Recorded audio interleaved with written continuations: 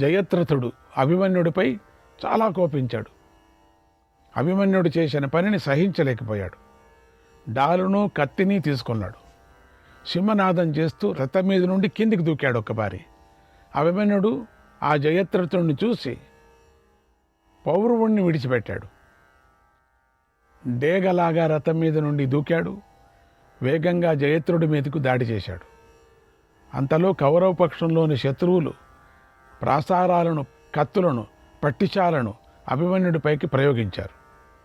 వాటిని అభిమన్యుడు తన కత్తితో ఖండించాడు. డాలులో నిరోధించాడు.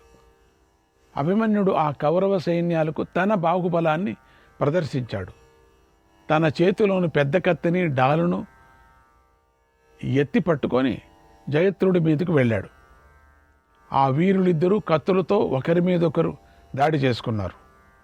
అభిమన్యుడు కత్తిని విసురుతుంటే జయద్రథుడు అభిమన్యుడు డాలుపై కత్తితో కొట్టాడు. దాంతో కత్తి విరిగిపోయింది. జయద్రథుడు అది గమనించి వెంటనే 6 అడుగులు వేశాడు వెనక్కు. నిమిషకాలంలో తన రథాన్ని ఎక్కేశాడు. అభిమన్యు కూడా యుద్ధాన్ని ఆపి తన రథాన్ని ఎక్కాడు. ఒకరికొకరు తప్పించుకుంటున్నారు, కొట్టుకుంటున్నారు. అప్పుడు కౌరవ పక్షంలోని రాజులందరూ ఏకమయ్యారు. ఒక్కసారిగా అన్ని వైపుల నుండి అభిమన్యుడి చుట్టుముట్టారు. అప్పుడు అభిమన్యుడు కత్తిని, డాలును ఎత్తిపట్టుకొని సైంధవుణ్ణి చూస్తూ పెద్దగా సింహనాదం చేశాడు. తర్వాత అభిమన్యుడు జయద్రథుడిని విడిచిపెట్టి తనను చుట్టుముట్టిన కౌరవసేనను తప్పింపజేశాడు. అది సూర్యుడి లోకాన్ని తప్పింపజేసినట్లుగా ఉంది. ఆ అభిమన్యుడిని చూసి శల్యుడు కోపించాడు. భీకరమైన తన లోకశక్తిని అభిమన్యుడిపైకి విసిరేశాడు. అది మండుతున్న అగ్నిశిఖలాగా వెలిగిపోతూ మీద పడుతోంది. ఆ శక్తిని అభిమన్యుడు ఎగిరి పట్టుకొని తన వరలో నుండి కత్తిని వేగంగా తీశాడు. రాజులందరూ అభిమన్యుడి నేర్పును, బలాన్ని గ్రహించారు. మళ్ళీ అందరూ ఒక్కటై సింహనాదం చేసి అభిమన్యుడి మీదకి వచ్చారు. ఇంతలో అభిమన్యుడు శల్యుడు విసిరిన శక్తినే మళ్ళీ శల్యుడిపైకే వేగంగా విసిరాడు. అది శల్యుడి రథం ధ్వంసం చేసి సారథిని చంపేసింది. అది చూసి పాండవ పక్షంలోని వారు మెచ్చుకున్నారు. అభిమన్యుడి వారు ఆనందింపజేశారు. వివిధ బాణాల శబ్దాల సింహనాదాలు చేశారు. ఆ విజయానందంలో పాండవ సైనికులు చేసిన కోలాహలాన్ని విని నీ కుమారులు సహించలేకపోయారు. వెంటనే వారంతా ఒక్కటైపోయారు. మేఘాలు పర్వతంపై వానను కురిపించినట్టుగా అభిమన్యుడిపై అన్ని వైపుల నుండి బాణవర్షాన్ని కురిపించారు. అప్పుడు శల్యుడు తన సారథి మరణించటాన్ని చూసి ఎంతో కోపించాడు. నీ కుమారులకు సంతోషం కలిగించాలని మళ్ళీ అభిమన్యుడి మీదకు వేగంగా దాడి చేశాడు అన్నాడు సంజయుడు. శ్రీకృష్ణాయ పరమాత్మనే నమః. 15వ అధ్యాయం. ధృతరాష్ట్రుడు సంజయుని ఇలా అడిగాడు, ఓ సంజయ, నువ్వు అనేక ద్వంద్వ యుద్ధాల గురించి చెప్పావు. అవి విచిత్రంగా కనిపిస్తున్నాయి. నేను వాటిని విన్నాను. దేవాసుర సంగ్రామంలాగా కౌరవ పాండవ యుద్ధం జరుగుతోంది. ఈ యుద్ధాన్ని లోకంలోని మానవులు తప్పకుండా ఆశ్చర్యంగా చెప్పుకుంటారు. ఈ పోరును గురించి ఎంత విన్నా కూడా నాకు తృప్తి కలగటం లేదు. మన శల్యుడికి అభిమన్యుడికి మధ్య జరిగిన యుద్ధం గురించి నాకు పూర్తిగా చెప్పు అని అడిగాడు.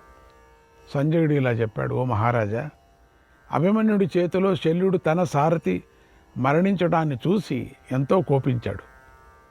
గదను పట్టుకొని పెద్దగా సింహనాదం చేస్తూ తన రథం మీద నుంచి క్రిందికి దూకాడు. అప్పుడు శల్యుడు మండుతున్న ప్రళయాగ్నిలాగా మండిపోతూ ఉన్నాడు. ఆ శల్యుడిని భీముడు చూసి మీదకు వెళ్ళాడు. ఆయన మీది వేగంగా తన పెద్ద గదతో శల్యుడి మీదకు దాడి చేశాడు. అభిమన్యుడు కూడా వజ్రంలాగా ఉన్న పెద్ద గదను పట్టుకొని రా వీరారా అంటూ శల్యుడిని రెచ్చగొట్టాడు. భీముడు అభిమన్యుడిని వారించాడు. శల్యుడిని సమీపించి కొండలాగా నిలబడ్డాడు. శల్యుడు కూడా భీముడిని చూసి యుద్ధం చేయాలని ఉత్సాహపడ్డాడు.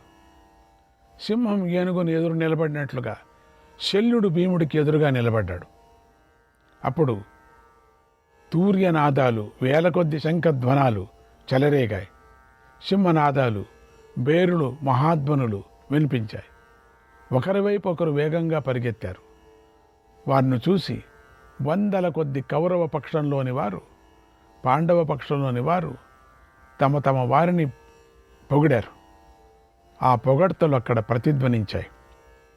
ఎందుకంటే రాజులు అందరిలోనూ శల్యుడు తప్ప మరెవరూ భీముడి వేగాన్ని సహించలేరు. భీముడిని ఎదిరించే సాహసం చేయలేరు. అలాగే శల్యుడి గద వేగాన్ని భీముడు తప్ప మరెవరూ సహించలేరు. అప్పుడు భీముడు తన పెద్ద గదను తిప్పుతూ ఉండగా అది అగ్నిలాగా ప్రజ్వలించింది. దాన్ని చూసిన ప్రేక్షకులందరూ ఎంతో సంతోషించారు. శల్య భీములిద్దరూ గదాయుద్ధంలోని వివిధ పద్ధతులను ప్రదర్శించారు. శల్యుడు తన గదతో భీముణ్ణి ఎడాపిడా కొడుతున్నాడు. అయినా భీముడు కదలకుండా కొండలాగా నిశ్చలంగా నిలబడ్డాడు. అలాగే భీముడు గదల దెబ్బలను తిని శల్యుడు కూడా కదలకుండా కొండలాగా నిలబడ్డాడు. గదల దెబ్బలతో తీవ్రంగా గాయపడటం వల్ల శల్య భీములిద్దరూ ఒకేసారి అలసిపోయారు. పదే పదే నిట్టూర్పులు విడిచారు. ఇంతలో శల్యుడి వద్దకు కృతవర్మ వేగంగా వచ్చాడు. అప్పుడు శల్యుడు మాత్రం భీముడి యొక్క గదాఘాతంతో మూర్చిపోయాడు. యుద్ధభూమిలో ఏనుగులాగా పడి ఉన్నాడు. కృతవర్మ శల్యుడు మూర్చిపోయాడని గమనించాడు. వెంటనే శల్యుణ్ణి తన రథంపై ఎక్కించుకొని వేరే చోటుకు తీసుకొని వెళ్ళాడు. తర్వాత భీమసేనుడు నిమిషకాలంలో తేరుకొన్నాడు. పైకి లేచి గదను పట్టుకొని శల్యుడి కోసం చూశాడు. శల్యుడు కనిపించలేదు. ఆ యుద్ధంలో శల్యుడు వెనుకంజ వేయటాన్ని చూసి నీ రథికులు, కుమారులు, సైనికులు వణికిపోయారు. గుర్రాలు, ఏనుగులు బెదిరిపోయాయి. పాండవుల చేత నీవారు బాధించబడ్డారు. గాలికి చెదిరిపోయిన మేఘంలాగా భయంతో అన్ని దిక్కులకు పారిపోయారు. మహారథులైన పాండవులాల నీ కుమారులను ఓడించారు. రణభూమిలో వెలిగిపోతున్న అగ్నుల్లాగా ప్రకాశించారు. పెద్దగా సింహనాదాలు చేశారు. ఉత్సాహంతో శంఖాలు పూరించారు. బేరులను, ఆనకాలను మ్రోగించారు అన్నాడు సంజయుడు. శ్రీకృష్ణాయ పరమాత్మనే నమః. 16వ అధ్యాయం. ఈ అధ్యాయంలో సంజయుడు ధృతరాష్ట్రుడికి ఇలా చెప్తున్నాడు. ఓ మహారాజా, నీ సేన బాగా చెదిరిపోతుంది. కర్ణపుత్రుడైన వృషసేనుడు ఒక్కడే నీ సేనను కాపాడాడు. అస్త్రాలు ప్రయోగించి పాండవ వీరులను అడ్డుకొన్నాడు. వృషసేనుడు ప్రయోగించిన బాణాల సైనికుల గుర్రాలను వధించాయి. రథాలను నాశనం చేశాయి. ఏనుగులను చంపేశాయి. 10 దిక్కులను సంచరించాయి. వృషసేనుడి యొక్క బాణాలు వేల కొద్దీ పాండవ వీరులను తప్పింపజేశాయి. వృషసేనుడి బాణాలకు రథికులు, గుర్రపు రౌతులు బాగా పీడించబడ్డారు. అతడు వందల వేల కొద్దిగా గుర్రాలను, ఏనుగులను పడగొట్టాడు. రథాలు నాశనం చేశాడు.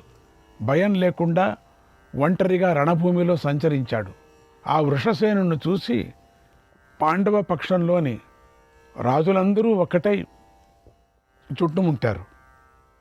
ఇంతలో నకులుడి కొడుకైన శతానీకుడు కర్ణుడి కొడుకైన వృషసేనుని ఎదిరించాడు. శతానీకుడు 10 బాణాలతో వృషసేనుని గాయపరిచాడు. అప్పుడు వృషసేనుడు శతానీకుడి వింటిని ఖండించాడు. ధ్వజాన్ని పడగొట్టాడు.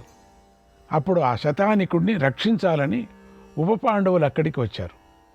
వారు వేగంగా బాణాలను ప్రయోగించి వృషసేనుని కప్పివేశారు. అప్పుడు అశ్వత్థామ మొదలైన మహారథులు అక్కడికి వచ్చారు. పెద్దగా సింహనాదాలు చేశారు. అప్పుడు వారి బాణాలతో ఉప పాండవులు కప్పబడిపోయారు. వారిని చూసి పాండవులు పుత్ర ప్రేమతో త్వరగా అక్కడికి వచ్చారు. కౌరవ వీరులను ఎదిరించారు. ఒకరికొకరు ఉన్నారు, ఎవరూ ఓడిపోయే పరిస్థితిలో లేరు. ఆ చోటుకే పాండవ పక్షంలోని పాంచాలురు, కేకేయులు, మత్స్యదేశీయులు కూడా వచ్చారు. సృంజయులు కూడా ఆయుధాలను పట్టుకొని అక్కడికి వచ్చారు. అప్పుడు నీ వారిని పాండుపుత్రులతో యుద్ధం జరిగింది. నీ వారికి వాళ్లకు అది ఒళ్ళు జలధరించేలాగా అతి భయంకరంగా జరిగింది. ఇలా వీరులైన కౌరవ పాండవులు కోపంతో ఒకరినొకరు తీవ్రంగా చూసుకుంటూ యుద్ధం చేశారు. ధర్మరాజు సేన నీ సేనను సంహరించసాగింది. అప్పుడు నీ సేనలోని మహారథులు వారి విజృంభణను తట్టుకోలేకపోయారు. రణభూమి నుండి పారిపోయారు. నీ సేన అలా శత్రువుల వల్ల తీవ్రంగా పీడించబడుతూ చెదిరిపోతుంది. దానిని ద్రోణాచార్యుడు చూసి ఇలా అన్నాడు, ఓ శూరులారా, పారిపోకండి, యుద్ధం చేయండి అని వారికి ధైర్యం చెప్పాడు. అయినా కౌరవ సేన వినలేదు, పారిపోతుంది. దాన్ని చూసి ద్రోణాచార్యుడు కోపించాడు. వేగంగా విజృంభించాడు. ధనస్సును పట్టుకొని సారథితో ఇలా అన్నాడు, ఓ సారథి, అదిగో ధర్మరాజు తెల్లని గొడుగును ధరించి ప్రకాశిస్తున్నాడు. ఆ ధర్మరాజు ఉన్న చోటుకి వెళ్ళు. ఈ ధృతరాష్ట్రుడి సేన అతడి మూలంగా చెదిరిపోయింది. ఆ ధర్మరాజును నివారించి ఈ మన సేనను నిలుపుతాను. పాండవులందరూ కలిసి ఒకేసారి నాపైకి దాడి చేసినా నన్నెవరు ఏమీ చేయలేరు. నాపై బాణాలను కురిపించలేరు. అర్జునుడు నా అనుగ్రహంతోనే మహాస్త్రాలను పొందాడు. ఆ అర్జునుడు కానీ భీముడు కానీ నాతో పోరాడాలని కోరుకోరు. వాళ్ళు సాత్యకి కూడా నాతో పోరాడాలని కోరుకోడు. అర్జునుడు నా అనుగ్రహంతోనే విలువిద్యలో గొప్పవాడయ్యాడు. దృష్టద్యుమ్నుడికి కూడా నేనే అస్త్రవిద్యను నేర్పించాను. నాయన, జయాన్ని కోరుకునే ఈ సమయంలో ప్రాణాలను రక్షించుకోవటం మంచిది కాదు. స్వర్గాన్ని లక్ష్యంగా చేసుకొని కీర్తిని మాత్రమే కోరుకోవాలి. కనుక ముందుకు వెళ్ళు అన్నాడు. అలా ద్రోణాచార్యుడు ప్రేరేపించగానే సారథి అశ్వహృదయ మంత్రాలను చదివాడు. వాటితో గుర్రాలలో ఉత్సాహాన్ని నింపాడు. రథాన్ని వేగంగా ముందుకు దూపించాడు. అప్పుడు కరుషులు, మత్స్యదేశీయులు, చేదులు ద్రోణుని ఎదిరించారు. సాత్వతలు, పాండవులు, పాంచాలురు అందరూ కలిసి ఒకేసారి ద్రోణుని అడ్డగించారు. వారిని చూసి ద్రోణుడు కోపించాడు.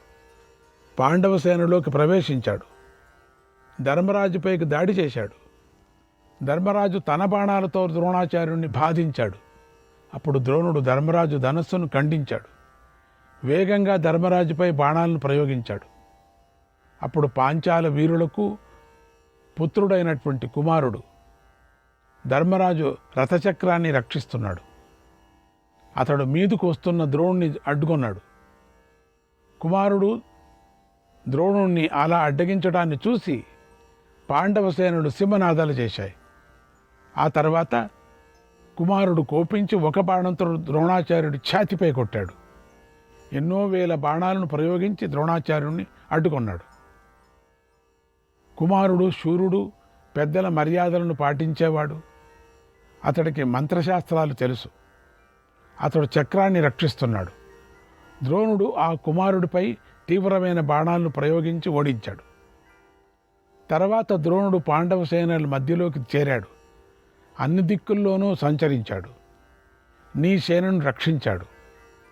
ద్రోణుడు ప్రధాన యోధులందరిపైన దాడి చేశాడు. తర్వాత ధర్మరాజును పట్టుకోవాలని ప్రయత్నించాడు. అందుకే లోపలికి వెళ్ళాడు. అప్పుడు ద్రోణుడు విపరీతమైన కోపంతో ఉన్నాడు. ఎందుకంటే దొరకటం లేదే అని. ఆ ద్రోణుని యుగంధ్రుడు నివారించాడు. అప్పుడు ద్రోణుడు తన బాణాలతో ధర్మరాజును గాయపరిచాడు. ఒక బల్లంతో యుగంధ్రుణ్ణి పడగొట్టాడు. అప్పుడు విరాటుడు, ద్రుపదుడు, కేకేయులు, సాత్యకి మొదలైన వీరులందరూ ధర్మరాజుకు రక్షణంగా నిలబడ్డారు. ద్రోణుడి మార్గాన్ని అడ్డగించారు. వ్యాఘ్రదత్తుడు 50 బాణాలను ప్రయోగించి ద్రోణాచార్యుణ్ణి బాధించాడు. అది చూసి సైనికులందరూ హర్షధ్వనాలు చేశారు. సింహసేనుడు ఉత్సాహంతో ద్రోణాచార్యుణ్ణి గాయపరిచాడు. ఇతర మహారథులను అందరినీ భయపెట్టాడు. పెద్దగా అట్టహాసం చేశాడు. దానితో ద్రోణుడు కళ్ళు పెద్దవి చేసి అతన్ని చూశాడు. సింహసేనుడిపై దాడి చేశాడు. వేగంగా 2 బల్లాలు ప్రయోగించి సింహసేన వ్యాఘ్రదత్తుల శిరస్సులను ఖండించాడు. ఇంకా ఎన్నో బాణాలు విడిచిపెట్టి పాండవ మహారథులను ఎంతగానో బాధించాడు. మృత్యువులాగా ధర్మరాజు దగ్గరకు వచ్చాడు. అప్పుడు ధర్మరాజు సేనలతో అయ్యో రాజు ద్రోణుడి చేతిలో మరణిస్తున్నాడు అనే ఆహాకారాలు పెద్దగా చెలరేగాయి. ద్రోణుడి దగ్గరికి వచ్చేశాడు. కౌరవ పక్షంలో ఉన్న సైనికులందరూ సంతోషించారు. ఈరోజు మన దుర్యోధనుడు విజయం సాధిస్తాడు. ఇప్పుడు ద్రోణుడు ధర్మరాజును ఖచ్చితంగా బంధిస్తాడు, దుర్యోధనుడి దగ్గరకు తీసుకొని వస్తాడు అని అరవసాగారు. శ్రీకృష్ణాయ పరమాత్మనే నమః.